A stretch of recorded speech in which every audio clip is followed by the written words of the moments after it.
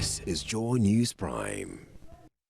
Welcome to Joy News Prime here on Joy News on Multi-TV. My name is Israel Lai, and Joy News Prime is still the most comprehensive 2 hours of television news in Ghana. Coming up in this edition, scores of squatters rendered homeless in demolition exercise by the Accra Metropolitan Assembly to pave way for dredging of Odor Drain.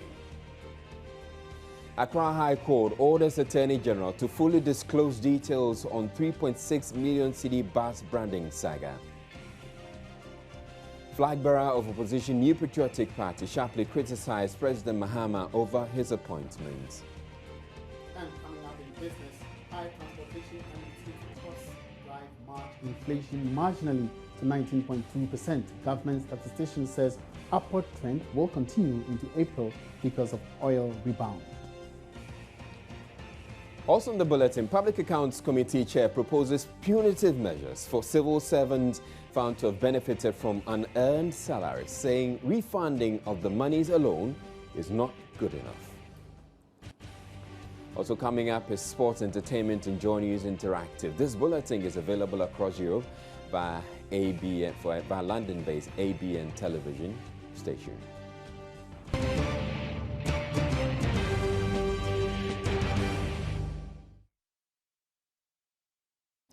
Scores of squatters were on Wednesday rendered homeless after their structures were demolished by the Accra Metropolitan Assembly. The over 50 structures the AMA deemed illegal were cleared to pave way for dredging of the Odor Drain. The affected residents have meanwhile accused the city authorities of failing to give them enough notice. But head of the AMA Task Force Chief Okain says the structures have been impeding the dredging of the storm drain.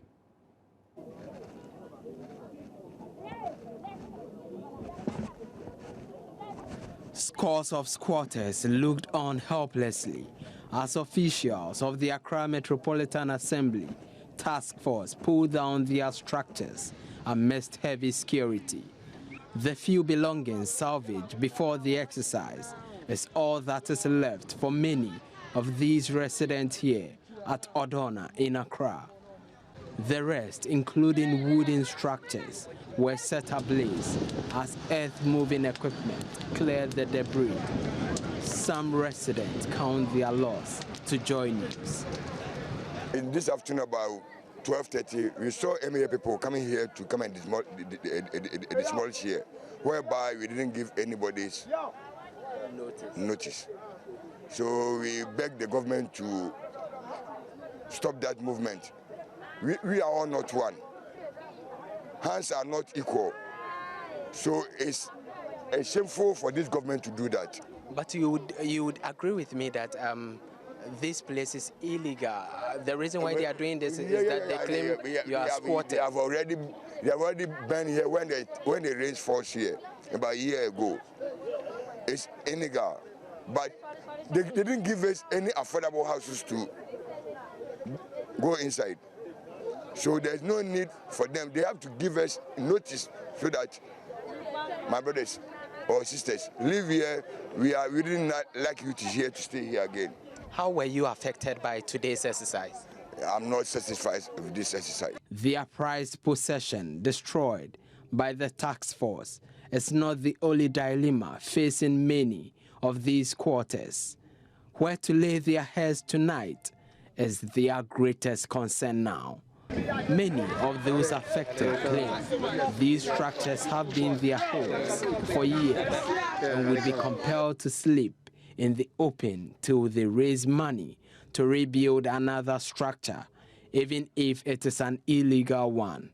I lost a lot, but I cannot talk. They bent my whole store with my 3 canopies. The canopy one I bought is 7 million. I get this game where they play the football. They can't bend that one to all. And we are citizens. Sometimes we have right to talk. We say, my man, we are all from, we are, we are the born as we are all from a sort of places where we come. You get me? Don't treat us like that. You get me? Because So what do you want now? What do you want? you know something? The only thing I can advise the government now for him to understand be say we are in an election year.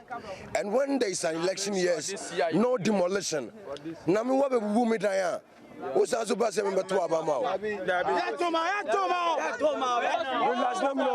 See, we are living in a country. We are living in a country whilst 80% are living in poverty. 80% we are living in poverty. So sometimes you see the government, you always think about the government affairs, but I don't think about we the citizens. Head of AMA Task Force, Chief Okan, put up a strong defense for their exercise. According to him, the rains would be setting in soon, and they need to dredge the Odo drain, which is more than half filled with silt. Structures has been put here, and they are blocking the machines from working and dredging the drain. So we are here today to ensure all the structures, so the machine has access to do the dredging. Because these areas are left for machine to distribute here, then the truck cut them away. So how many structures were cleared in this exercise? Well, so far about 50 on both sides, about 50 structures.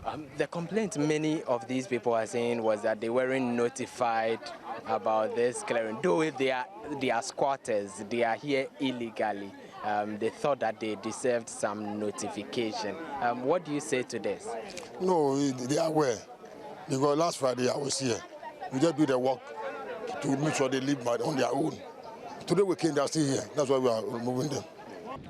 The AMA may have succeeded in clearing these illegal structures, but one thing you can be certain of is these quarters would return soon. Reporting for Joy News, my name is Kwetenati.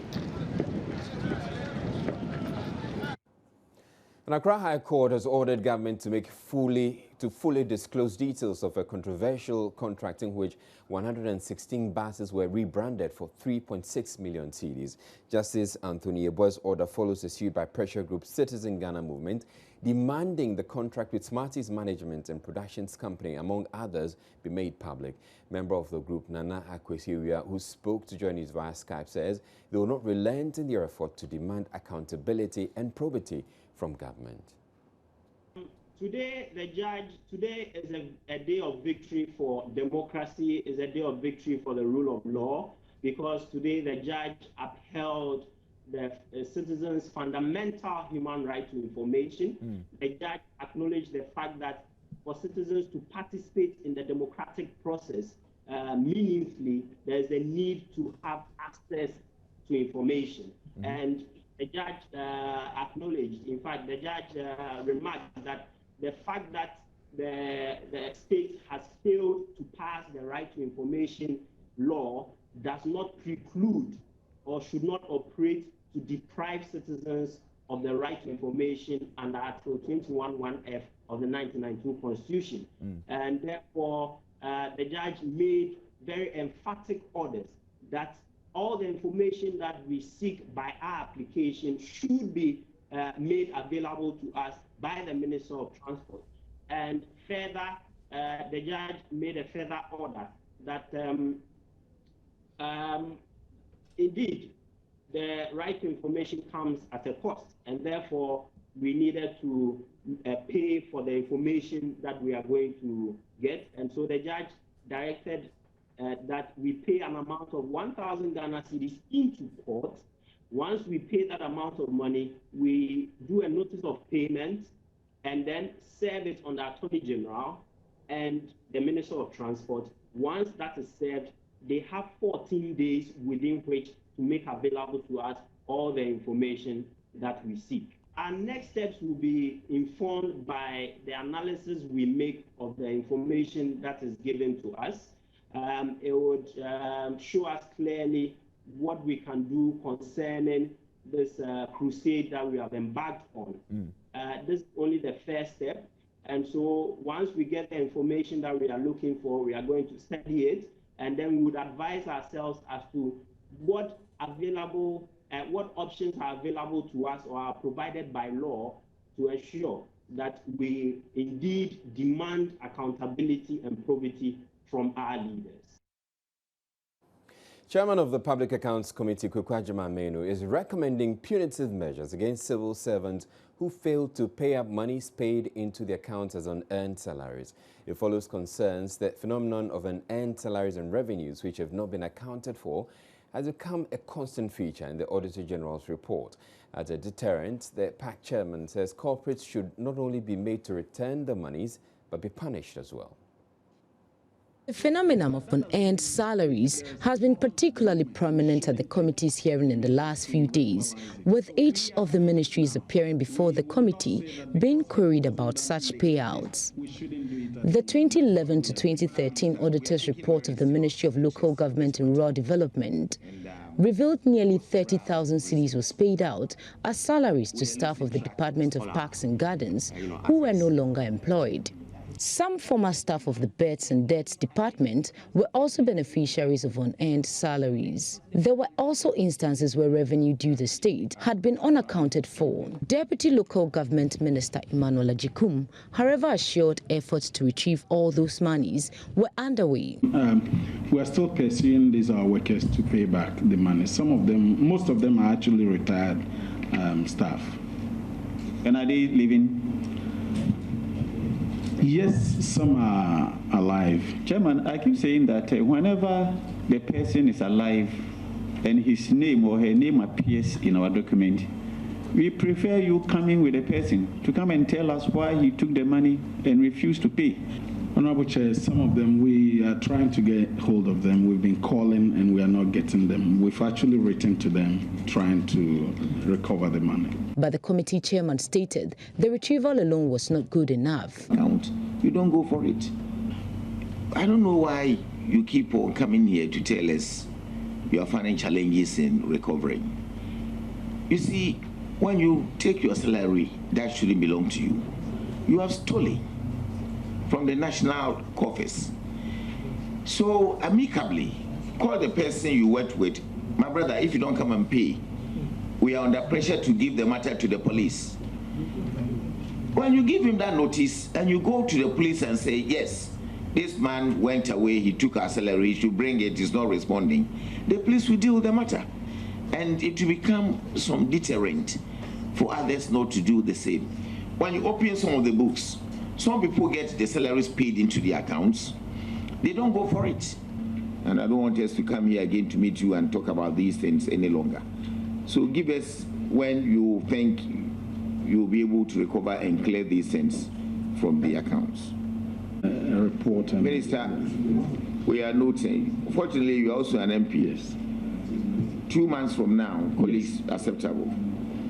If you don't hear any good response from you, you'll be referred to the Assurances Committee. The committee also directed the ministry to immediately retrieve one of its vehicles from its former acting chief director, MB Al-Hassan, who still had custody of his duty vehicle 3 years after leaving office. Nissan Patrol. What we are doing now, because we've been able to recover one, is left with one that we have to recover. Per the last IRIC meeting, it was recommended that we should give them the last chance to bring back the car. If not, we will report it to the police. Minister, can you refer this matter to the police and let the police go for the vehicle immediately and let the man be aware that you want the vehicle back to your premises, just like when he took it away. So he should repair the vehicle to bring it back on road and hand it over to the ministry.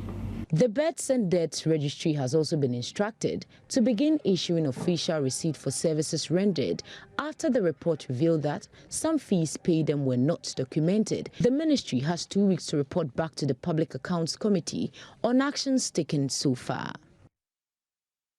Watching Joy News Prime, we're taking a break, but we'll be back with more stories.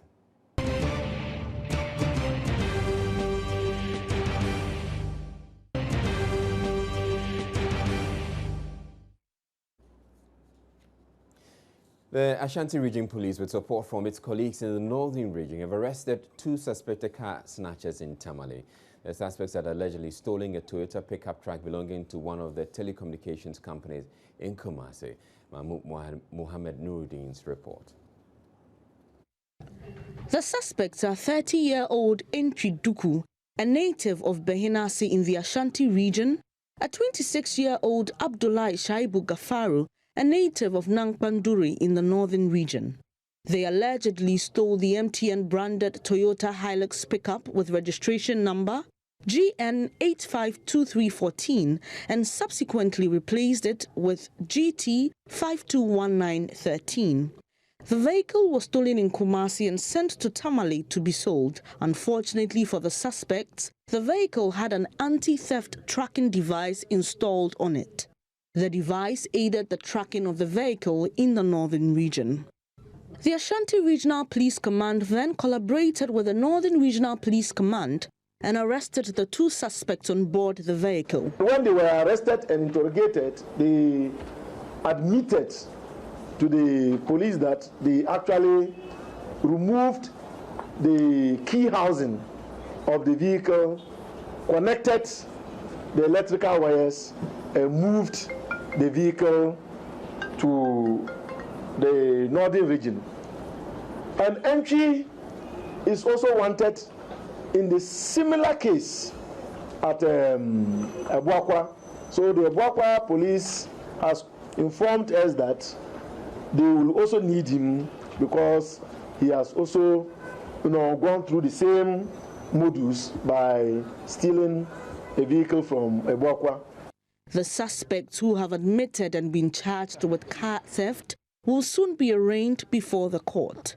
Meanwhile, 20-year-old Apala Atenga is also in the grips of the police for possessing and selling narcotic substance suspected to be Indian hemp. He was arrested at Dakujum, a suburb of Kumasi, in a swoop, and a search conducted on him revealed 477 wrappers and 1 compressed parcel of dried leaves suspected to be Indian hemp. The police will soon arraign him before court.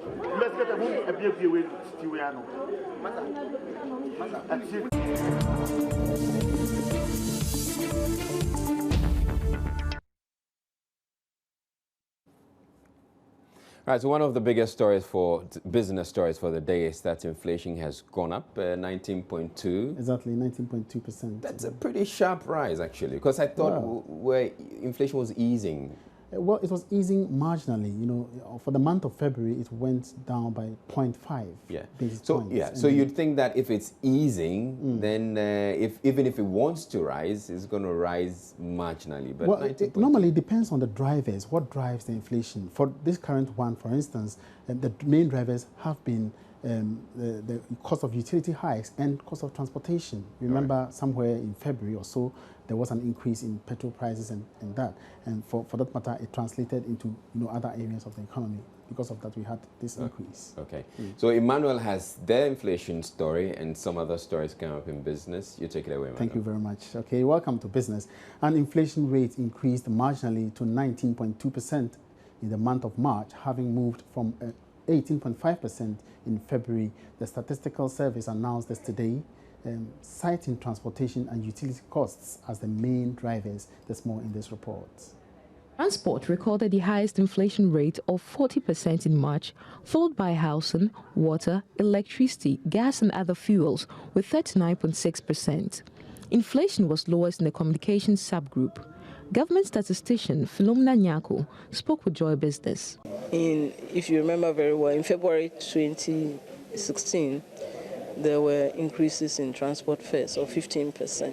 So these may be affecting the prices that we are seeing, the inflation rates that we are seeing.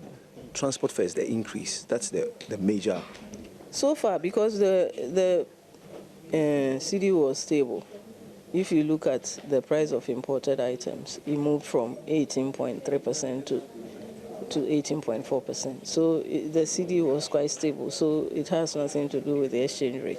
So it's just the transport that is maybe causing the inflation. She added that the upward trend in inflation may continue at least into April, mainly because of the rebound in crude oil prices expected to affect transportation fares. If you remember very well, in February 2016, there were increases in transport fares of 15%.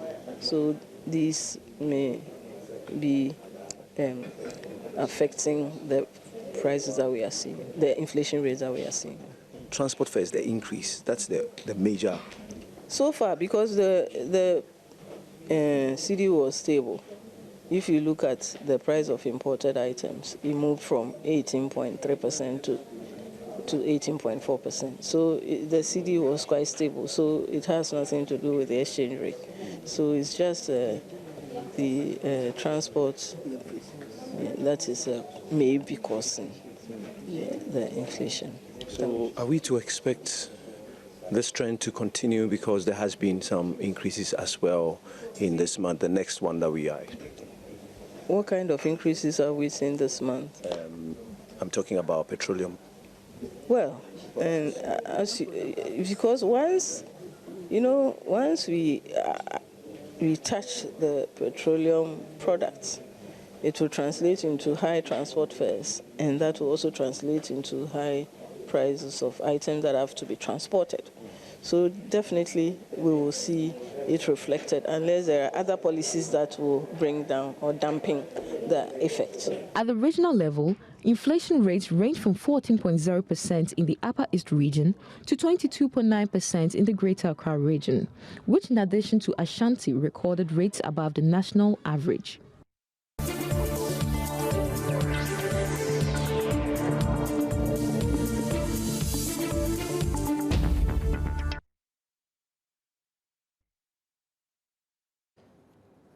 Watching Joy News Prime, we'll move on to some politics now. Flag bearer of the New Patriotic Party has fiercely criticized President John Mahama for his appointment since he took office.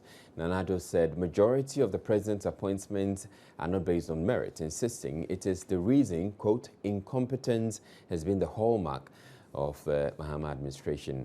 Nana Akufo-Addo was speaking at the launch of the NPP's fundraising platforms here in Accra. Ghana today is in crisis.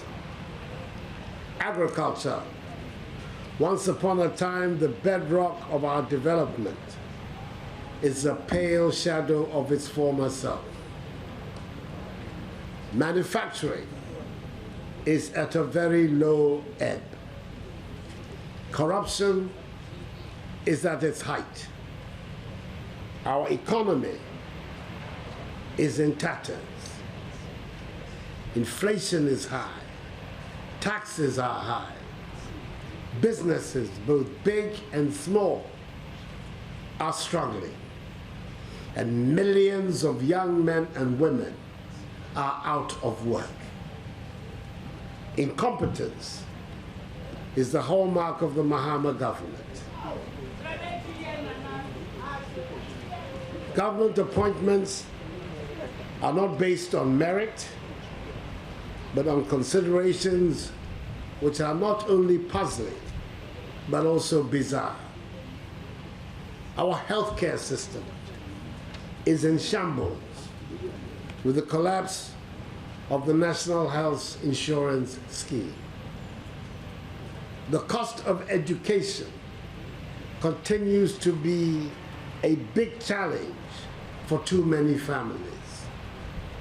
Young people who have toiled to obtain qualifications are having great difficulty in finding jobs. And there are hundreds of thousands of Ghanaian children who are not getting the kind of education that they need to compete in the 21st century. Ghana is in trouble. There is a need for change in the way in which this country is governed.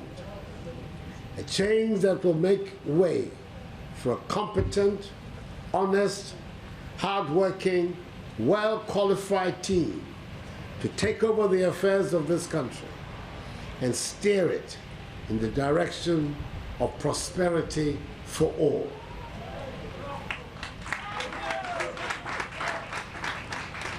instead of the current state of affairs, which dwells on prosperity for the friends and family of the people in power. What excites me is that in spite of all the difficulties, the Ghanaian people have hope. They have hope for a brighter future. They have hope because they believe change is coming.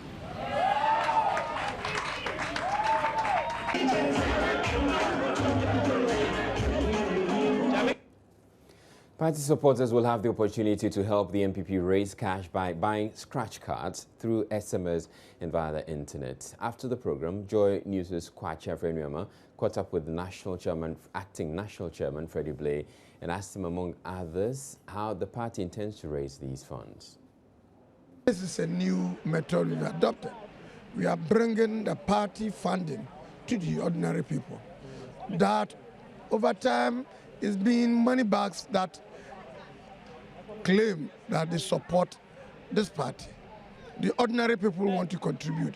They are desirous of ensuring that our party comes to power. In that case, they must contribute their widow's mite towards bringing the party. We've lowered it, we've given them the opportunity, we've made it possible for people who can contribute as low as a cedi. I think it's the most appropriate method of bringing a party. And I'm wondering what happens to the one that was launched earlier, the mppcenter.com, the one that was launched in Well, he said that there are various platforms which you can contribute. The earlier one that was launched was not with the blessing of National Executive Committee. This is the National Executive Committee's backed fundraising platforms. And we expect all Ghanaians here and abroad, I'm saying Ghanaians here and abroad, to contribute towards it only through these platforms that we created. I'm wondering how much the party is expecting to make through this. We can't determine, but we expect, if we have support, if people are desirous of the party coming to power, they will make their contribution. You have a figure in mind, you think? We don't have a figure, but we have as many as about 5 million supporters in this country. If they want to contribute, each giving 1 million, 1 cedi a day or a week, also you can imagine. Do your calculations. Meanwhile, the Western Region branch of the New Patriotic Party is challenging President Mahama's claim to some projects recently inaugurated in the region. The president, on his recent Accounting to the People tour, inspected some ongoing projects and commissioned others. The NPP's Regional Communications Director, Okateche Amankwa Efrifahaba, says President Mahama should have given credit to those projects initiated and funded under the Eswa Akufo administration and not take all the glory for them. Still, with politics, the NDC government is patting itself on the back for achieving more in the health sector than any other government. Speaking on Joy News' election program Majority Caucus, the Deputy Minister for Communications, Felix Kwachiofosu, hinted that Mama-led administration has dedicated over $2 billion to the health sector. If you go to the area of health, it is one of the areas where President Mahama has devoted considerable attention. And without sounding hyperbolic, I can state without fear of contradiction that the government of the NDC, which is led by President John Dramani Mahama, has perhaps done far more in the area of health than any other government that preceded it. And I will give you specific examples. In total, over $2 billion has been invested in the area of health. You see, when you speak about health, there are 3 issues that you look at. You look at access, then you look at quality, and then you look at affordability, and then the outcomes. Regarding access, you look at how do people access healthcare. For instance, if you fell sick today, is there a decent place where you can go and seek healthcare? With quality, you look at the kind of healthcare that is being delivered, whether or not we have the right kind of equipment and other necessities to be able to do it, personnel. And then you look at the access in terms of funding, and then the outcomes. What have we achieved as a country because of all these investments? And let me put this in perspective. Up until 2014, the total number of hospital beds in public and quasi-public health institutions amounted to just about 11,600. The rest nationwide. The rest was taken care of by private hospitals. Now, in the last 4 to 5 years, under President Mahama's supervision, government has pumped in resources to establish hospitals of various sizes. That would ensure that by 2018, when the program is completed, another 6,000 hospital beds are made available to the people of this country. The Vice President is challenging young professionals in the country to fashion out solutions to the country's problems. Kwesi Bekwemisa Arthur says professionals should not complete the education seeking to be employed en masse. Rather, they should think outside the box to develop solutions to society's problems. According to him, the youth should learn from founders of global giants like Microsoft, Google, and Facebook, and begin with innovative ideas of youngsters. The Vice President was addressing students at the launch of a pro-NDC group at the University of Professional Studies here in Accra. You have the energy to go forward. But in our circumstances, we do not have the kind of support systems that allow a young man with ideas, a young lady with ideas, to develop those ideas to the levels that we have seen in the rest of the Western world. And saying that that can be done through a young professional program such as this, that encourages your own cohort of people, that also tells people, younger people, about possibilities. But first of all, let us create a venture capital fund ourselves by mobilizing the little monies that are coming from various people to put a fund in there to finance and support ideas such as the ones that developed Microsoft and Apple. The Vice President also lashed out at the opposition, which he accused of being more interested in grabbing property than the development of the country. Our vision is to create a compassionate nation based on the merit of people, on meritocracy. How that we compare to our opponents who are self-seeking because their own motto tells you what they are about. Property owning democracy. That's for me, property for me, not to expand opportunity for us. So we are two extremes. They are looking for self. We are looking for community. They are looking to expand opportunities for an individual. We are looking to expand opportunities for a group, for the community, and so on. So that is a difference between us.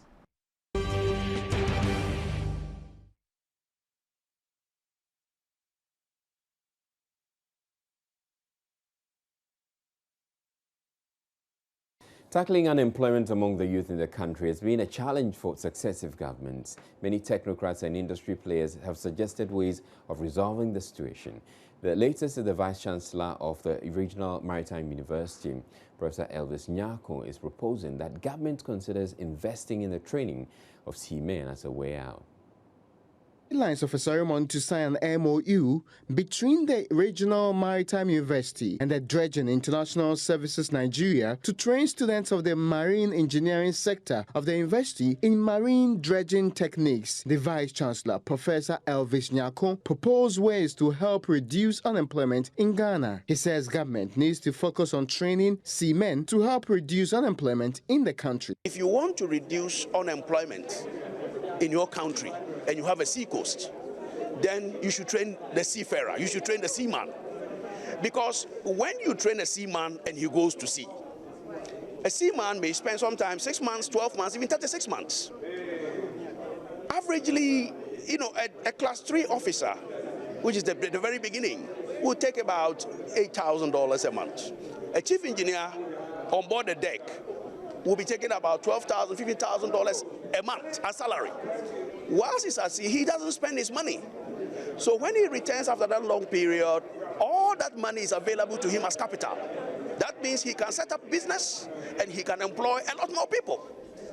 So if you want to reduce unemployment, where you should be looking at is to be focusing on training more seafarers. The Human Resource Manager of the Dredging International Services Africa, Kenneth Collins, explains the importance of the training for the students. For this program, we established training for the instructors. Why do we want to do this for the instructors? Because dredging, it's more than sailing alone. It's maneuvering, it's very high-tech environment, so they need additional support and training. Report by George Yosin, Vinay for Joy News.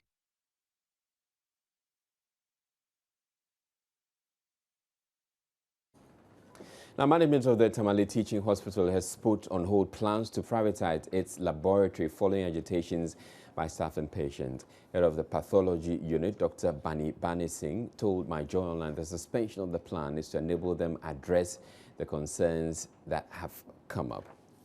Now, and with that, I'll go to our touchscreen to share with you a number of stories that have also come up that are worthy of note. One of them is the authorities of Wesley Girls SHS are angry and they dismiss media reports of occultism in the school as cowardly, and they put out a statement signed by the board chairman of the Wesley Girls High School, the Most Reverend Titus Kofi Awotwe. Essentially, they are denying that there was any occultism or anybody has been dismissed. So I'll read.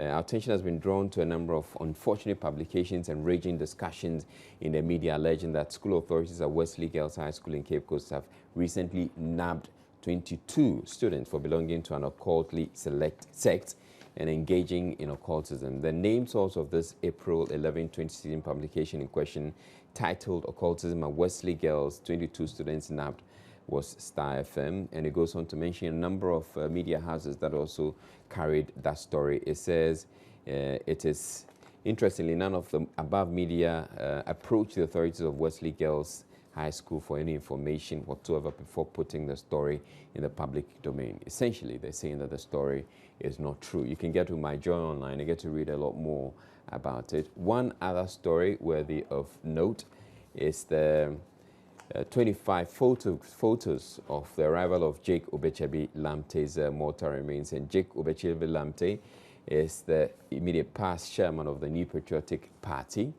and he died in London. So here we have photos. You can see for former President Kufuor, the current flag bearer, Nana Akufo-Addo, and Alan Tremanting, and some members of the family going to the airport to meet to receive the body when it arrived, I believe, sometime last night. So those are some stories on My Joy Online. So check out My Joy Online. There are a lot more stories there, but we're taking a break at this point. When we come back, we'll bring you entertainment.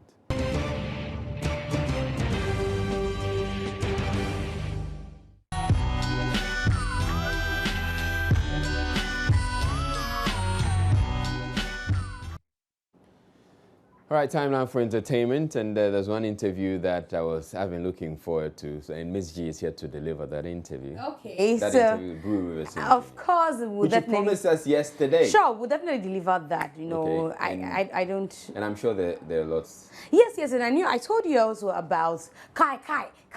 Yeah. Featuring Songo. You know, Songo was on set with the dancehall artist Shatta Wale himself to shoot. It's a reshoot of the video of Kakai, and this is the package we put together. Not too long ago, news broke that Shatta Wale was reshooting the video for his song Kakai, and the question that has been on the mind of fans and the general public was why he was reshooting. Well, we caught up with him on the set of the new video where he explains why. Well, I feel I needed something, you know, with quality, and I needed something more like outstanding, you know. I feel X-Bills is one guy, I like his videos so much. I felt that why don't I, you know, bring him on board. You know, I was shooting with somebody else, but I felt X-Bills was the right guy for me to use, and and we didn't get Songo at that time. So I was like, okay, cool. Then we need to have him on board because I feel the fans really wanted to see him in this video. So what exactly has changed with this new video? This video tells a story. You know, I believe I've been through a lot, and you know, sometimes I like to let people learn from my life. So I believe this video tells a story from, you know, where, you know, someone was to where he's gotten to now. So I really want people to watch the video. They're really going to understand the story I'm talking about. Well, we can only hope that come 27th of April, where he hinted that the video will be broadcast live at the Independence Square, comes out excellent considering the work he has put in. Meanwhile, Shatta Wale has urged fans to watch out for another hit track from him featuring countryman Songo. So what countryman Songo is now going into music? I tell you, you know, but this is the second time. Yeah, because they're talking about, Shatta Wale is talking about the fact that countryman Songo is going to feature in another track. That's going to be a banger. So it means that he's getting the third role then, because I know the first one was with Sydney. You know, he did one with Sydney. Okay, so the Sydney one, I saw the video. You see him sitting in the back of a convertible, and they're doing their own thing. Yes, and in this one he was short. I can't wait to see the video. You know, you know, the fireman himself on the floor. You know. Anyway, like you're waiting for Brie Riverson's interview. Yeah. We're saving the best for last. Let's talk about, you know, the character Striker in the movie Beast of No Nation. Okay. You've seen that movie. What do you make of the young man Striker? I think it was a pretty. I mean, I loved his role. I love his character, and he put up a good job. Okay, so in fact, some are saying that he actually did a better job than you know exactly what Agu's father, who is known as Kobna Mr. Sam, has been talking about. He says he's got a lot of reviews. People have said, I don't really understand the character, you know, that Ramata played. I don't get the head and tail of the movie and all that. But he's been answering that question and speaking to us about Striker as well. A lot of people were like, yeah, it's good, but I didn't really get it. It's there. People too, I know somebody who keep telling me, who keep testing me on Facebook, Charlie, I'm watching your movie, this is the fifth time I'm watching it. Yes, people are just fascinated about the way it was shot in Ghana, with all the bombs and guns and the military, whatever, all those things. People are just fascinated about it, so they keep watching it. Let's quickly talk about Striker, yeah. Like, you know, people think actually the Striker is dumb. No. He talks. Yeah, a lot. He was lucky like the other boys. You know, he was picked, I think, with his physique and the way he looks. Was he also playing football while he No. They were what they call the Sodom and Gomorrah. Okay, so that's here in Accra. Yeah, in Accra. So what's it called? Agogloshi area. Yeah, that's where they play around. When they went scouting, fortunately they found him there. Wow. You see, I don't know if you've heard the review. Some people say that Striker should have been the man of Beast of No Nation. Yes, you can love him all you want, but the movie is on one boy, Agu. And Agu is Ibamata. That is the movie. No, the kid did well. He suffered. He was, every day he was on set for like 3 months. Okay, even Idris Elba is not the main character for the movie. Oh, okay. Idris Elba is a supporting character to Ibamata. We heard people saying, you people are not treating Striker well, you people are not treating Striker well, you are not taking... I'm saying that no, I mean, we don't want to conflict things. The story is on Abraham. Let Abraham go and take his shine. There's a lot of things coming up for Striker and co. And they haven't been deserted. I mean, they have really been taken care of. They're not lacking now as before. So everything is cool for them. He's in school. And he has never been in school before. But after the production, they feel that they have to put him in school. I don't think it's Netflix that is taking Abraham away. It's the producer who feel like he wants to help the kids. So he's taking care of them.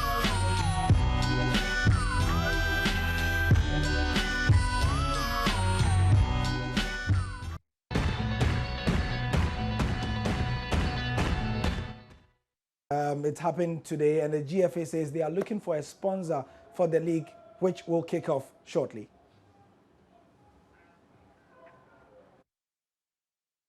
Well, let me first congratulate the Women's League Board for a good job done, for coming up with innovative policies and being able to sustain them for all this while. I also like to thank the clubs.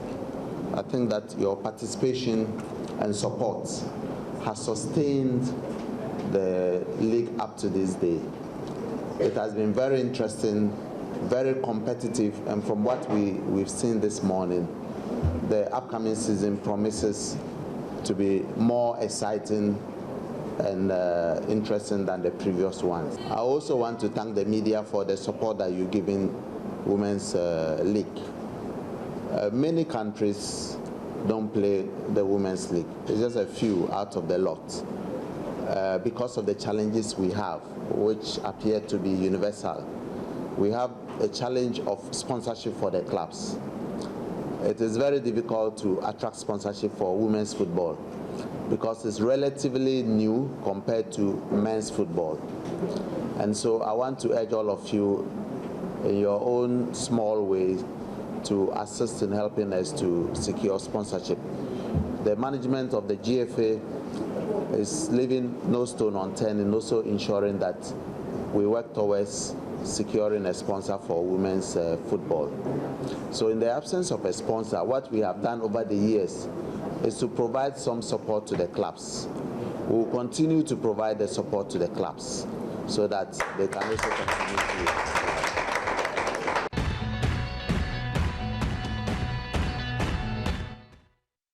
Right, and that'll be all for the bulletin. For more news, you can log on to myjoyonline.com, and one of the stories that's there, Smarty Saga High Court ruling constitutes a right to information law. Kofi Bento. You can read the several other stories that we have. On behalf of the team, I wish you a good night. My name is Israel Lai.